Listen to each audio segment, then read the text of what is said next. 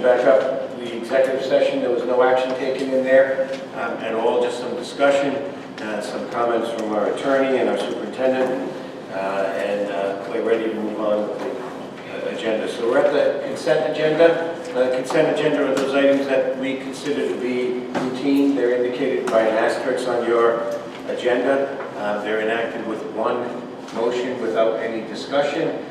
We'll only have discussion on anything if someone asks to have an item removed. So does anyone want anything removed from the consent agenda?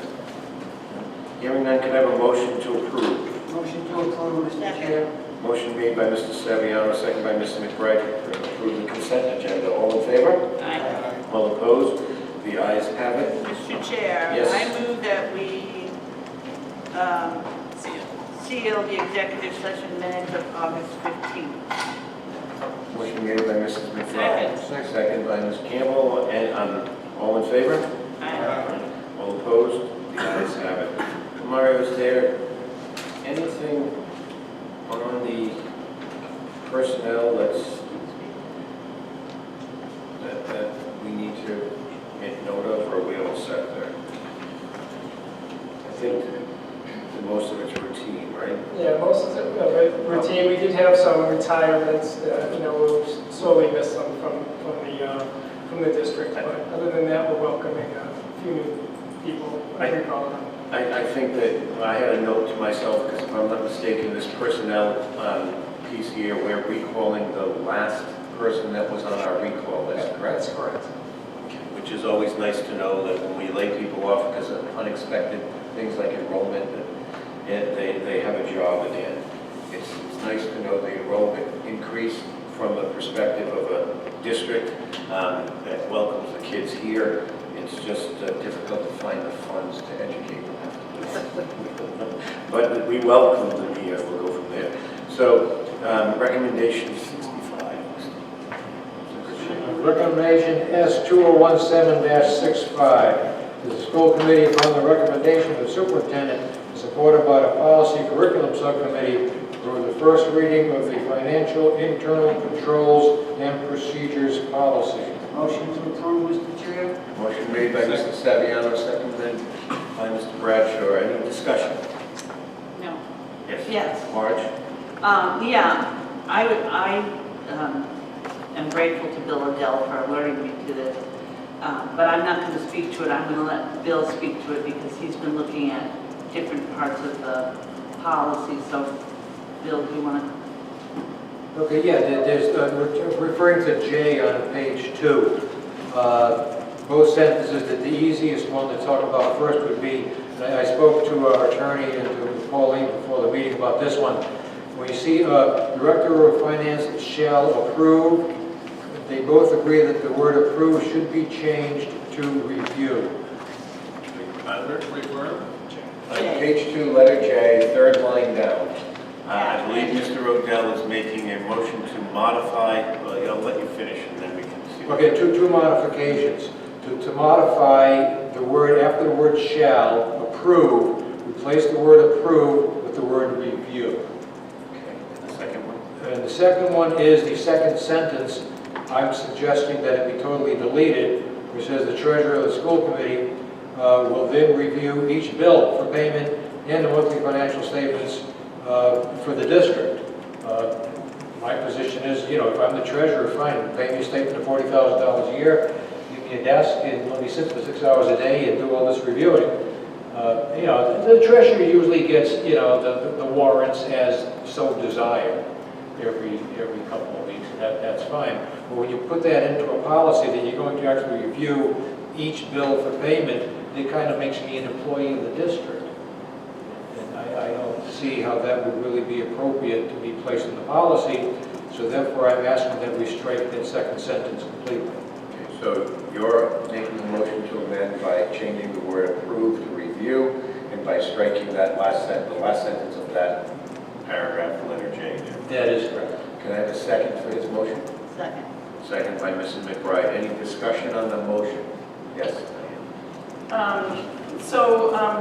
Not to belabor this, but because this policy is really about, it was required because it's we have to have certain controls, internal controls and procedures when applying for federal, especially federal grants and other funds. And sometimes, and I'm just questioning this, Andrew, the elimination of the last sentence, I think is a really an effort on our part to provide a higher level of oversight when it comes to using federal funds. And maybe we don't have to say, well, then review, but we should at least say, so basically the buck stops here is my thought on this, that with the school committee when it comes to misusing federal funds and other things.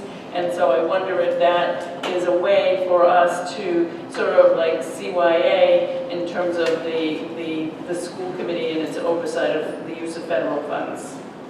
Well, ultimately, you're correct. The school committee has to approve any bills or warrants. You would have to do that whether that last sentence was struck or not. As I understood Mr. Odell's concern was more along the lines of review each and every bill that comes through. So perhaps, you could even could add, will review bills as requested, or even a sentence that says the school committee has the final authority and oversight. That's statutory anyway, so that will happen. But there would be no prohibition of putting it in the policy or like some middle ground. Maybe I can make a suggestion, if I can, because I don't personally I haven't heard anything that says we should go along with what Mr. Odell is asking. But this is here for the first reading, and in between now and the second reading, we can assure that we don't need anything more specific for federal grants, and if so, the subcommittee can put whatever is required there and let us know that it is a specific thing for that, even if it is just a looser term than what's there now. Because I agree Mr. Odell's comment, it implies that we have to have a treasurer approve everything that goes through, even for the staples that we buy. Yeah. And that becomes a tedious thing to do. Well, I also think that we have professionals in that department who do that. And yes, I get a copy of the warrants, and anybody on the school committee can get a copy of the warrants. That's not the issue, but I don't go into Pauline's office on a daily or weekly basis and say, all right, let me see what bills you paid today. I mean, we do make it clear that when we're going out for bid, that myself and another school committee member have to review that bid before it goes out. But that's the only, I know, I'm just saying that that's the only thing that we have absolutely kept to through the last 3 years. But I guess my point is that, but ultimately, we are still responsible. Just because we don't do it doesn't mean that, if we should, if suddenly we are misusing the funds that come in, federal funds, and, something does happen when the federal government comes back on us, we can be liable, which is why we have D&O insurance and all those other good things. So I think that some kind of information in here about the school committee's oversight needs to be in here, or responsibility. We're responsible for lots of things. We do that by empowering professionals to oversee that. I understand. That's my point. I understand. Mr. Chair. Yes. So if I'm reading Jay correctly, we're talking about, and maybe it's more, I see reimbursement requests. So if the Director of Finance is only going to review reimbursement requests, ultimately who then approves the reimbursement requests? Because now we're talking about just a review. So who approves the reimbursement, and then who then will go and ensure that the check is cut to pay that reimbursement? I think actually if you look at K, Okay. I'm reading through this as we go here. I mean that is in and of itself, that requires that you meet any financial standards for reporting, accounting, internal, or budget. I think that in connection with If you look at D, the procurement suspension language, I mean, in general, like I said, the law is relatively clear. And quite frankly, whether the treasurer reviews a bill or not, it's ultimately, again, the school committee who's going to approve and whose approval is necessary. So I don't recall ever approving reimbursement for something. We go and we approve bids for major expenditures in the field, but if you would somebody- approve the budget though, right? The monthly, yeah. So J only addresses the drawdown when we're asking for reimbursement through, from the federal government through RIDE. So this is done in Excel grants. It's done on a quarterly basis or as needed. When it's done, we use a quarterly report, we use a financial report to back it up. The issue is that you're not supposed to draw down more than what you need, so you're not paying back at the end of the year. But ultimately, it comes down to a tie-out on our financials that you can't ever have a positive cash balance on any federal grant or even state grant for that matter. So you're only drawing down what you need, and that's what J is addressing, just that reimbursement to the district of the expense of the grant. Does that make sense?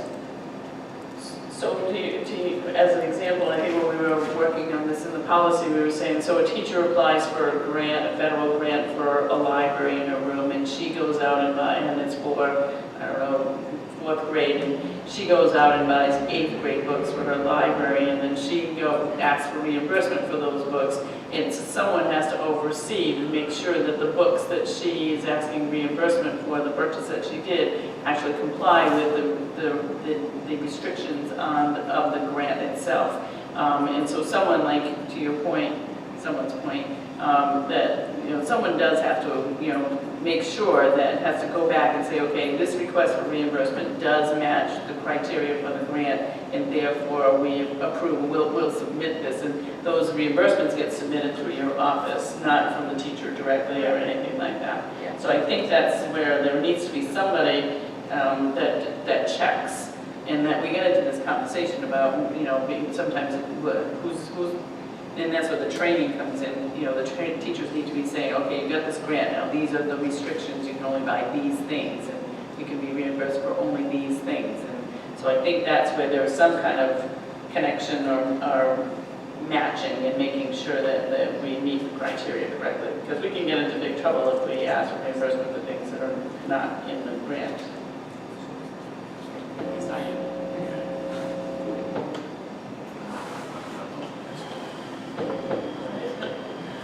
So, I'm just listening to some of the comments. A lot of what I've heard is that this policy is intended to ensure compliance with federal grant rules for the most part. And that is, I think, clear in purpose section of the policy.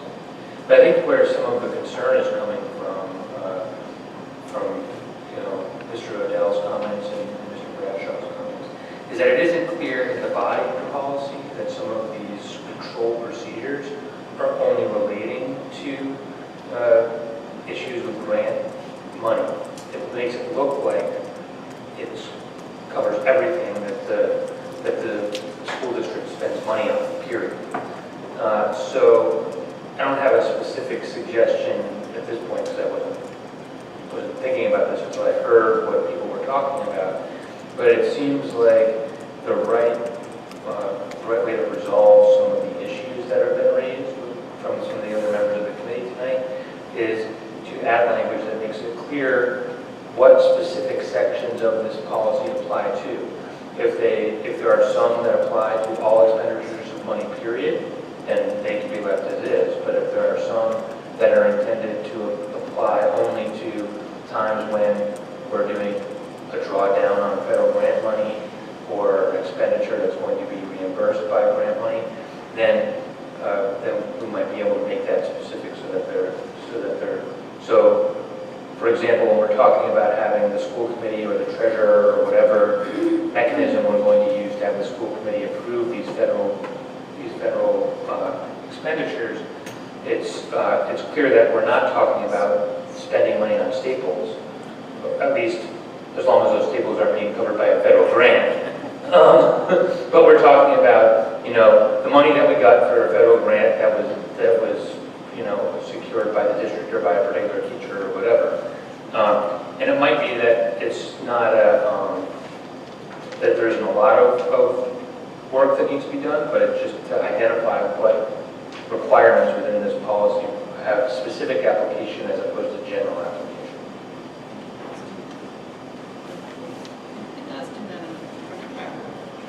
I just, Adam, I didn't interrupt you because I think it was important that everybody see what you're addressing. And I'm knowing that it was focused mainly on the comments that were coming from Mr. Odell, but you went more global, and maybe one of the things we need to do is first vote on whether or not we're in agreement with Mr. Odell's amendment, and this can go back to the subcommittee for that fine-tuning of those comments and whatnot, making sure that there aren't going to be any conflicts with any of the federal grant requirements or anything else like that, but yet we can make sure it's specific enough so people who read it know what it applies to. That makes sense? All right. Any other comments? Yeah, one more comment. Just, I think that makes a lot of sense what Mr. Ramos is saying, by the way. Just one more point on my motion is that once you add or modify the duty of an officer, you now have to go back to the other policy that says duties of officers and make sure that additional duty is added to what the treasurer needs to do. I just have to say, though, that when we discussed this policy,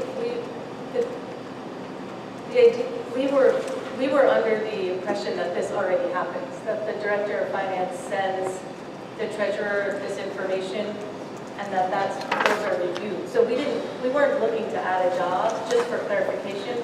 We just thought this was already something that occurred, and we even asked that question. Just so.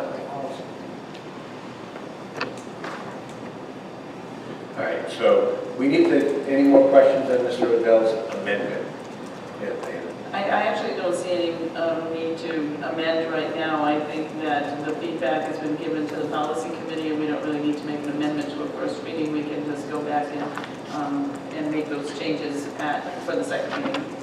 That would, I would turn to Mr. Odell and ask if that's his pleasure. He's got a motion on the floor. There's been a second to it.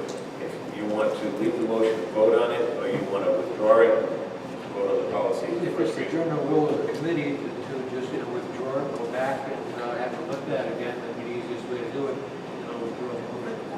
It's okay. Mr. Odell is withdrawing his motion to amend. So, hearing that, any other discussion on the policy itself? Hearing that, I can assume that our policy chair got the gist of some of those comments, and things will happen from there. So, all in favor of this policy as its first reading? Aye. All opposed? Okay, first reading is good. Mr. Chair, Yes. in the past, we've always sent our policies to Andrew. But I don't think Andrew's getting the policies anymore, and I think he should. The general rule has been, and I've done this with if there's a legal question on a particular policy, someone will send the policy to me and with either a specific question or ask for a general overview.